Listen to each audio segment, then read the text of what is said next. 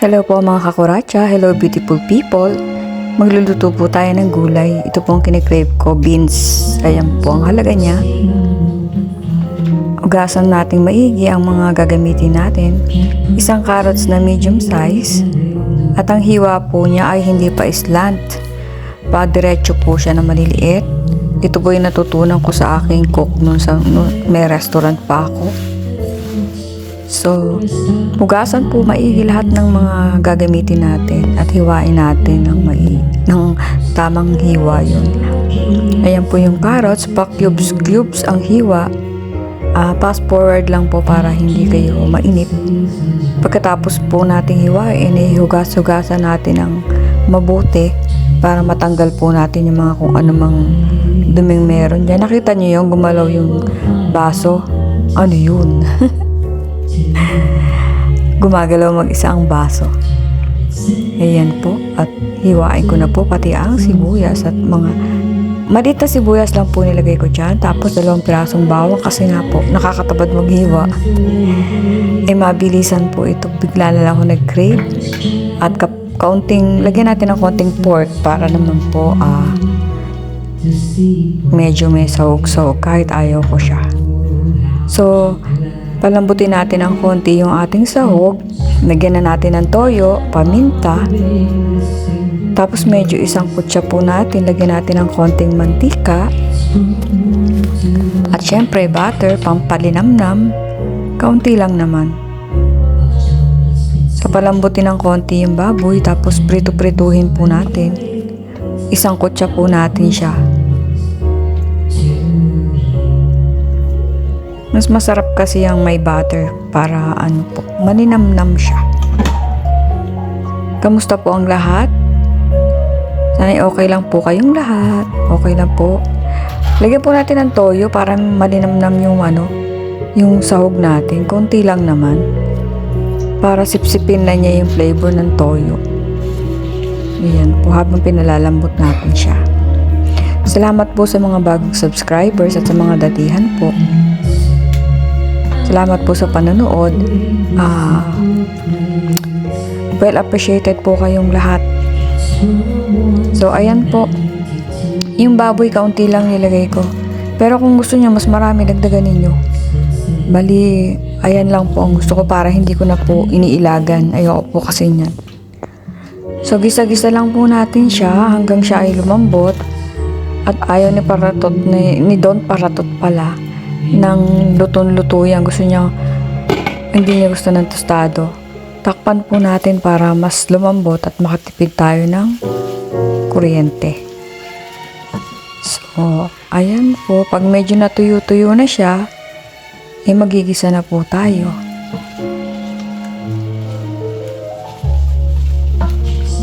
Di po ba yung flavor niyan pumapasok na dun sa pork?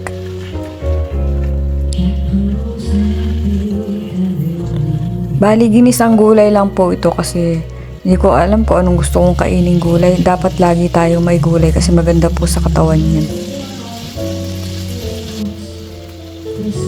Katatapos ko lang sa ampalaya kaya sabi ko gusto ko naman ng bitsuelas. Bitsuelas at saka carrots. So, ayan po. Nakatikim ako niyan nga yung niluto nga po ng cook ko dati sa restaurant. Nasarapan ako pagkain ng mga tauhan ko, yan po ang niluluto niya minsan. Sabi ko, paano mo magluto? Nagpaturo naman ako sa kanya. Madali lang naman, ganyan lang naman, gisa-gisa. So, bawang, sibuyas, kaunting sahog, or kung gusto niyo marami, pwede nga pong walang sahog yan. Madalas hindi ko nilalagyan. Nilagyan ko po ngayon para maiba-iba lang. May nakahiwa na kasing pansahog doon. Kaya kumuha na lang ako ng kaunti. So, matutuyuan na po siya. Gisa na natin gamit ang ating mga hiniwang pansangkap. Kaunti lang naman po sangkap niya. Diba? Ang bango. Naaamoy ko na. Kahit daw kumakain, nababanguhan pa rin ako. Kasi nga po yung toyo. Binabad na po yung sa Binabad ko yan sa lemon, tapos sa patis, toyo, konti-konti lang, at saka pamintang durog. So, malasang-malasa na po siya.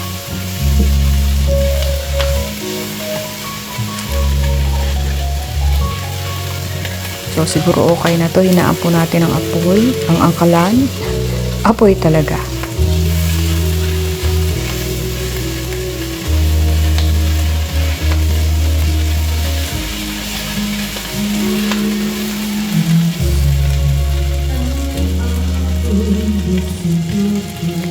Thank you, bebe.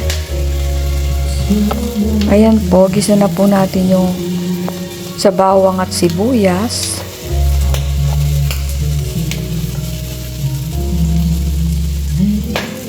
Huwag po natin sunugin ng bawang kasi papait.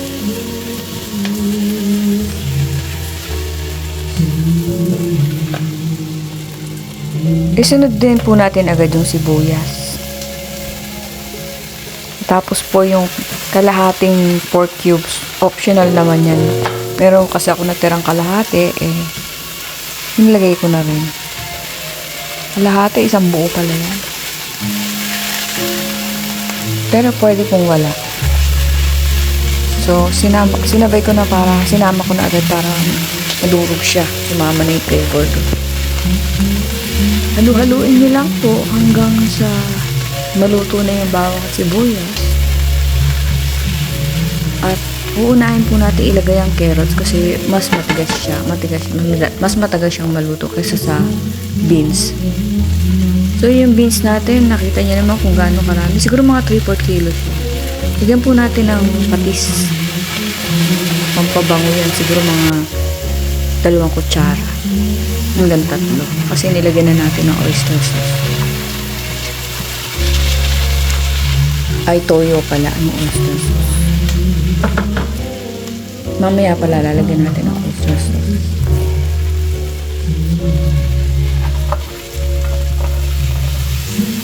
Ayan na po yung carrots. Isang piraso lang po yung medium size na in-slice, hindi slice. Hiniwa ko ng pa-cubes.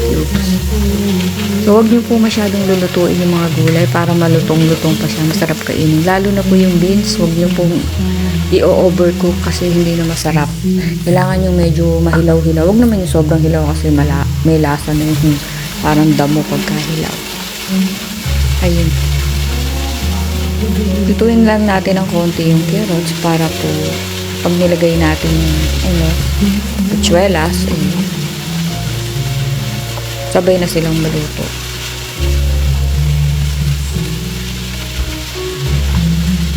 Kita niyo, hindi ko tinitigilan. Ganyan po yung stir fry. Kailangan po haluin nyo ng haluin para po pantay ang luto niya.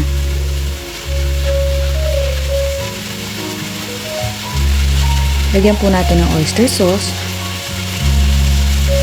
Siguro 2 to 3 tablespoon ng oyster sauce. To taste po.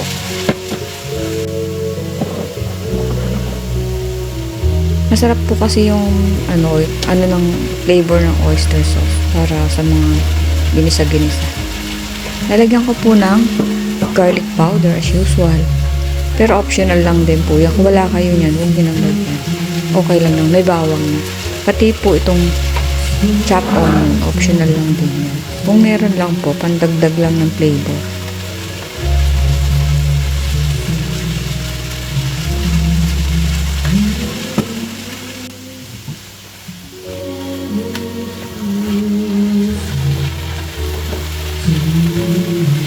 Tapos ilagay na po natin yung bell pepper. Kalahati lang po ng medium size na bell pepper ang nilagay ko.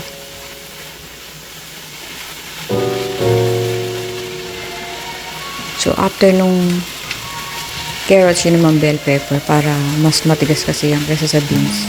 Huling-huli po natin ilalagay yung beans.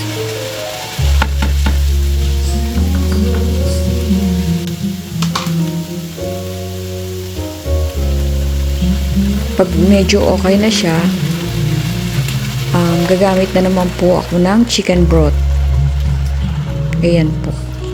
Siguro half lang po ng half lang po nito ang ilalagay ko. Hindi ko lalagay lahat. Kasi hindi natin kailangan ng maraming sabaw para po malasa. Kalahati lang nung lata. Ayun, wag po ilata yung sabaw pala ang ilagay nyo. Ayan, hayaan nyo po siyang kumulo. Takpan natin as usual para makatipid ng kuryente. Pag kumulo na po siya, saka nyo po ilagay yung beans. Huling-huli po siya para malutong-lutong po siya pag naluto. Hindi yung malambot, malabsak.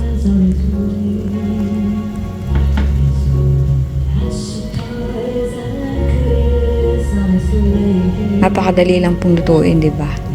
Tsaka masarap po yan. Lalagyan ko po siya ng asukal. Siguro mga 2 teaspoon. Depende po sa inyo kung gusto nyo mas matamis. 2 teaspoon sugar.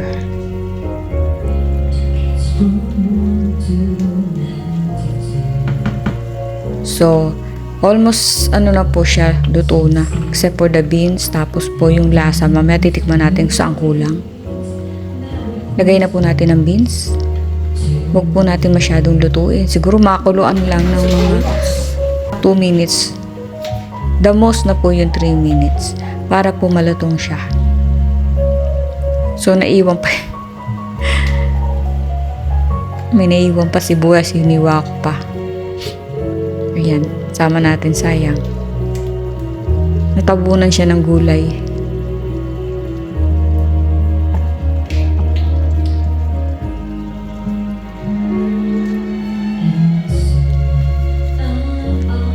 Bahagyang luto lang po. Okay na yan. Yung beans para po malutong. So, masarap po siyang i-partner sa pinirito, kahit anong klaseng pinirito, kahit spam lang ba yan. Kasi spam lang kinakain ko. Tikman po natin.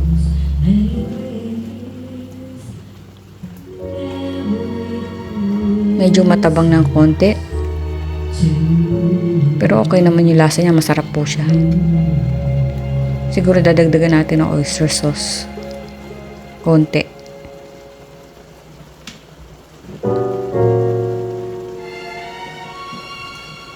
Pag po kumukulo na siya, hihinaan nyo na yung kalan. Dagdagan natin ng konting oyster sauce. Medyo matabang. So, pag ganyan po, pangalawang tikim ko, tansyado ko na po yan sa panlasa ko kung okay na. So, yan po.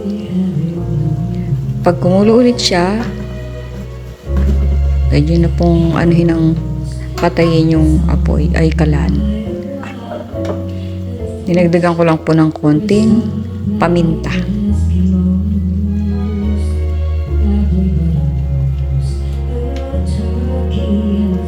So, haluin ninyo para pantay ang luto. Pwede nyo rin pong lagyan ng boiled egg yan. Pwede pong quail eggs or yung malalaking itlog, kung anong meron kayo dyan. Ganun lang po kasimple. Di po ba? Gisa-gisa lang. Okay na siya. Mas matagal lang po talaga pag magluluto yung pag-prepare ng mga lulutuin mo. Maghiwa.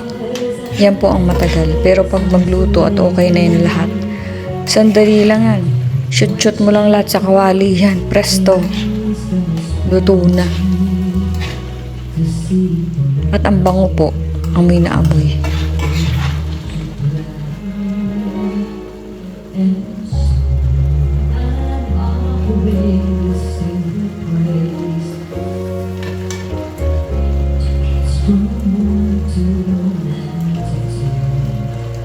Okay na siya. Pwede na natin sigurong, kasi mainit pa naman yan pag electric ang ginagamit ninyo. Tikman ulit natin nga. Isa na lang. Sakto. Okay na. Ayan na po ang ating gulay. Mabilis lang po. Pwede po kayong maglagay sa ibabaw ng itlog na nilaga. Salamat po sa panonood. Ingat po tayong lahat. God bless us all.